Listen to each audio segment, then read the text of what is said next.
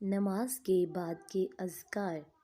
ابن عباس رضی اللہ عنہ تعالیٰ فرماتے ہیں کہ رسول اللہ صلی اللہ علیہ وآلہ وسلم سلام پھیرنے کے بعد بلند آواز میں اللہ اکبر کہتے، پھر 3 بار اونچی آواز میں استغفر